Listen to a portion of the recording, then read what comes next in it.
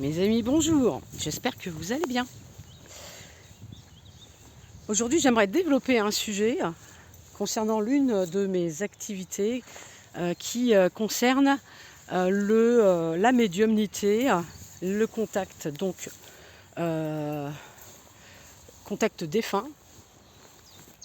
Si vous avez perdu un proche, ouais, ok, ça canarde encore là-bas, hein. Je pensais que c'était fini la chasse, moi. Ah, c'est une forêt privée, alors forcément, ça chasse encore.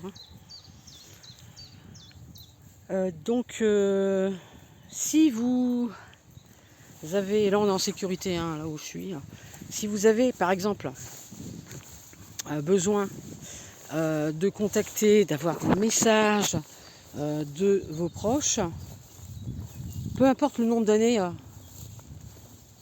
après qu'ils soient partis, ils peuvent vous délivrer un message. Alors, effectivement, si c'est... Ben, viens là. Si c'est tout de suite après leur décès, tout frais, c'est facile de les entendre, de les voir. Plus on va monter, on va avancer dans le temps, et moins ce sera facile pour eux, parce qu'ils seront obligatoirement obligés de baisser leur fréquence pour pouvoir être entendus par le médium. Ils ne restent jamais longtemps. Donc quand ils viennent, ils restent quelques minutes, au plus 10, 12. Des fois c'est 1 minute, 3 minutes, ça dépend. Et 20 minutes, les grands maximum. Et après, ils sont obligés de repartir, parce que rabaisser ces fréquences pour qu'on puisse les ressentir, c'est se mettre au niveau du médium. Alors plus le médium est haut en fréquence, et mieux c'est. C'est-à-dire qu'il faut vraiment que ce soit au-delà des 80 000, 100 000, 200 000, 300, 400 000 si possible, sur l'échelle de Bovis. Voilà. Donc ce que je voulais dire, c'est que en fait, quand je rentre en contact avec un défunt, je n'utilise jamais mes cordes vocales. Je ne donne jamais accès à mon corps physique. Parce qu'il y a des médiums qui font ce que j'appelle de la médiumnité par incorporation. C'est très dangereux, c'est c'est ce que j'appelle un cas de possession, partiel, uniquement la voix, ou intégrale. C'est-à-dire que là, le médium, il va être complètement habité par le défunt. Ça va être exactement sa voix qui va s'exprimer à travers la voix du médium. Et il n'y a pas que ça, il y a aussi les expressions, les attitudes, etc., etc. Moi, je ne fais pas tout ça. Je ne veux pas. J'ai fait une fois accidentellement. C'était tout au début, il y a plus de 35 ans, parce que je ne maîtrisais pas le truc. Une entité est rentrée à l'intérieur de moi, a utilisé mes cordes vocales. C'est très, très dérangeant, c'est très désagréable, parce qu'on sent vraiment qu'on n'a plus le contrôle de son corps, de sa conscience, de son esprit. Et ça peut être dangereux, parce que si on appelle un défunt, c'est pas un défunt qui va se ramener, ça va être le premier guignol du bas astral. Et là, il va se régaler. Il va se régaler, il va se dire « Oh celle-là c'est ok, je pourrais revenir quand je veux, il n'y a pas de problème, elle est open et c'est bon ». Et le pire, c'est que dans tout ça, c'est que si on ouvre la porte de sa conscience et de ses corps subtils, eh bien on risque d'être totalement sous le pouvoir, sous le contrôle de ces êtres-là. Et si ça arrive, si ça persiste, si le défunt n'arrive pas à prendre la place ou parce que le médium n'a pas les fréquences assez élevées, qu'est-ce qui se passe? Eh bien le médium se retrouve parasité et eux ils envoient des tentacules, des emprises en fait pour accrocher la personne, pour la saisir. Et comme ça, il pompe l'énergie, et vas-y, et je me sers, et je me sers. Et le médium, alors on sait, le médium qui est un médium sous incorporation, lui, il est fatigué. Une fois que la séance est terminée, mais il est à plat, totalement à plat. Alors moi, je procède de cette façon. Je vois, j'entends, je ressens. Je vais voir donc le défunt, s'il veut bien se présenter à moi, et je vais le décrire. Si je le vois. Si je ne le vois pas, je l'entends. Si je ne l'entends pas, c'est pas toujours tout en même temps, hein. Des fois, bon voilà. Et si c'est ni l'un ni l'autre machin, c'est que de la télépathie. Uniquement de la télépathie. Ce qui est très bien dans un sens parce que là, on se protège. Enfin, je me protège et je transfère exactement les messages que le défunt me transmet par télépathie. Alors, il peut y avoir plusieurs télépathies. Enfin, pour moi. Ça peut être valable pour tout le monde. Oui, Ben, on va y aller. Il est en mode panique, là. Ben, ça va, loulou? Donc ça peut être contact médiumnique télépathique, c'est ce que je fais principalement. C'est-à-dire je n'appelle pas les défunts, c'est hors de question de les appeler, parce que les premiers qui vont arriver, ça va être les guignols du bas astral, et moi j'en veux pas. Deuxièmement, même si j'ai élevé mes fréquences à un max, ça va être quand même le guignol qui va se ramener, parce qu'il va essayer de prendre la place le premier. Donc moi, ce que je fais, c'est que la personne, ou la consultante, qui attend un message et qui est préparée depuis des semaines, des jours avant le rendez-vous, eh bien le défunt, il le sait très bien. Et il va choisir une date bien spécifique. Une date d'anniversaire, par exemple, une date de mariage. C'est déjà arrivé. Donc, quand il est là, le message est délivré. Et là, le message, c'est,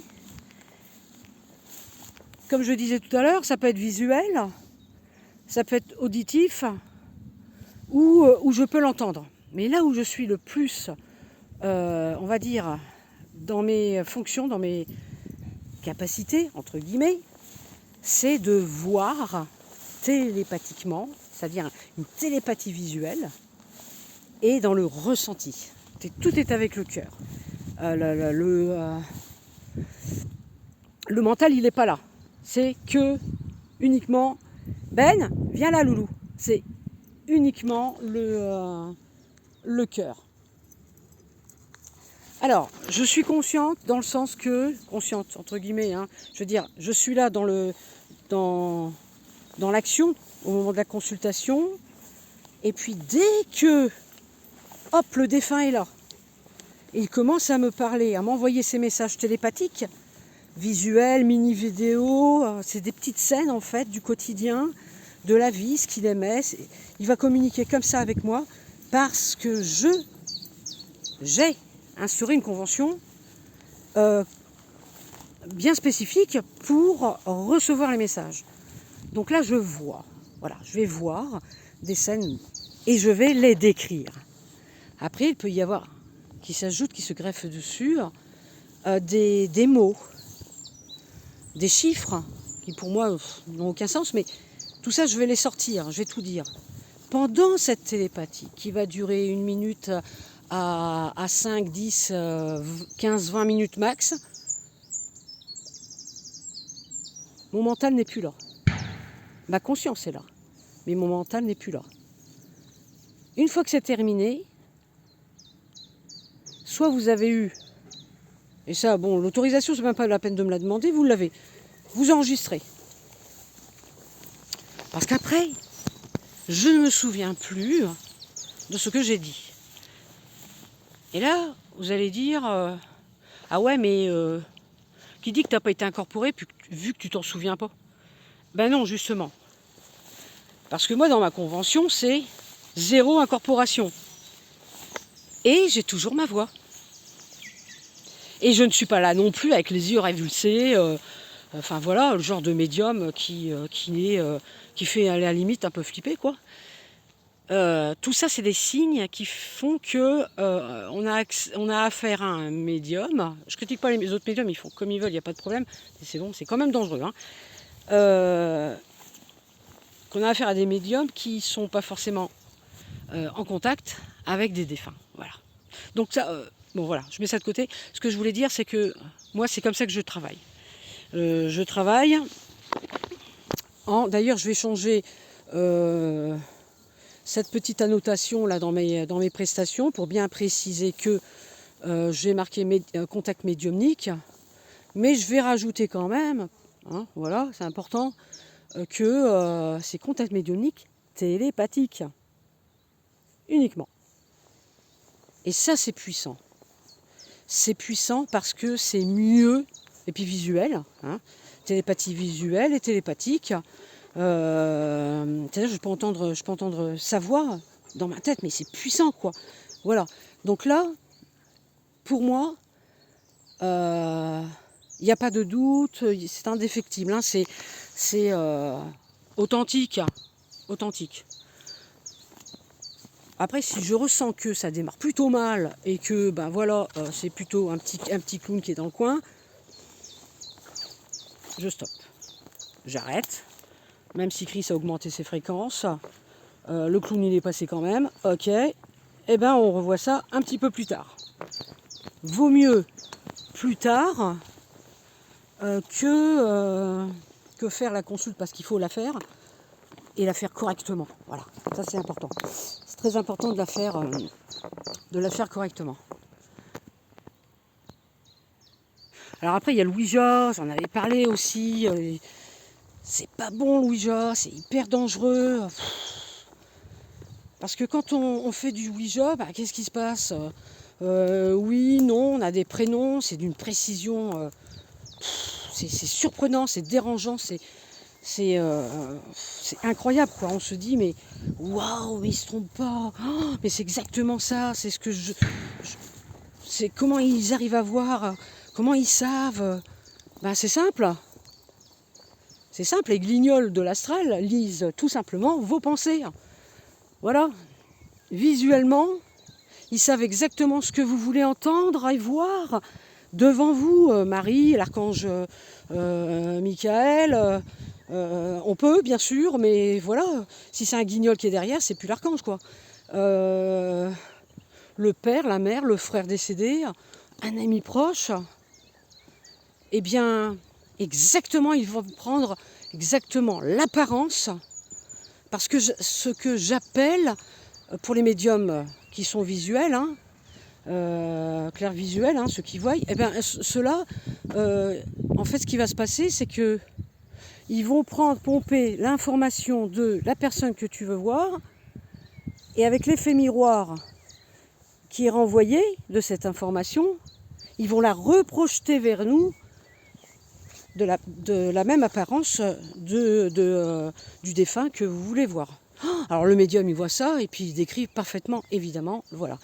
Alors comment savoir si c'est pas un guignol et parce qu'on ne s'en est pas aperçu et puis que finalement bah, c'est vraiment la personne qu'on voit et qu'on a la validation du consultant?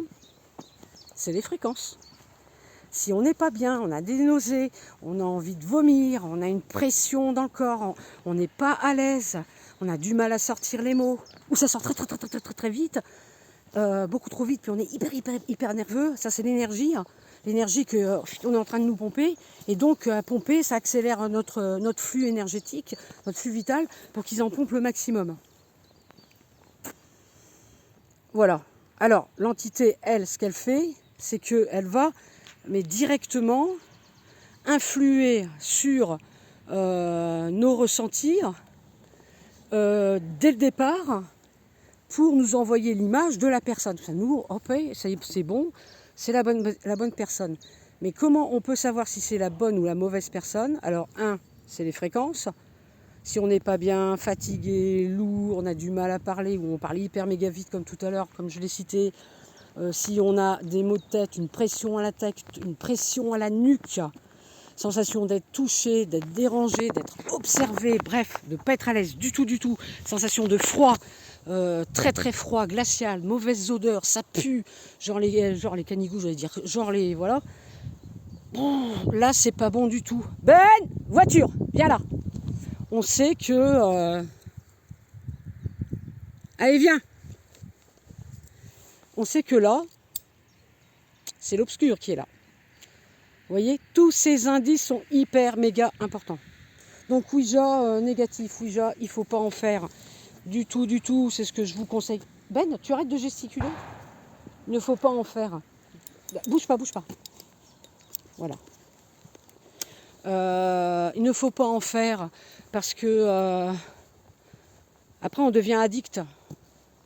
Comme on est fou au soda, comme on est fou à beaucoup d'autres choses, c'est la même chose, c'est exactement pareil. On a toujours envie, de plus en plus, on ne peut pas s'en passer. Et puis on est excité parce qu'on veut le faire. Et on ne peut pas s'en passer. Il ne se passera pas une matinée, une journée, un après-midi, une soirée sans qu'on ait ce contact. Je parle du Ouija, bien sûr. Et c'est là qu'on sait que c'est pas bon. Parce que c'est eux qui nous tirent derrière. On est leur nourriture. Et quand on a ce type de ressenti, d'émotion, eh bien on sait qu'on est parasité. Voilà. Ils sont accrochés à nous. Ah ça, il n'y a pas de doute là-dessus. On est parasité quand on a tous ces symptômes. Donc voilà, donc je voulais vous préciser un petit peu comment je travaille au niveau de ma médiumnité. Et puis, alors moi j'en fais pas beaucoup des contacts médiumniques. Parce que moi c'est fatigant dans le sens au niveau émotionnel, au niveau du cœur. C'est éprouvant, fatigant, éprouvant. Parce qu'il n'y a pas juste je laisse le message. Il y a aussi la personne se délivre à nous. Elle nous délivre sa vie avec confiance. Elle nous parle. Elle se confie. Et tout ça, c'est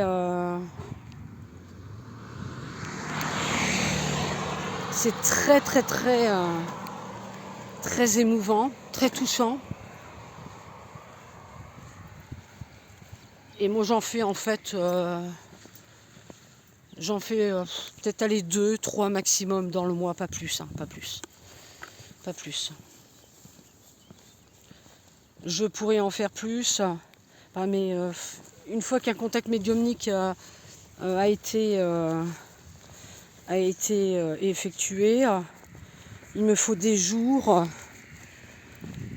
jusqu'à une semaine des fois, pour me déconnecter.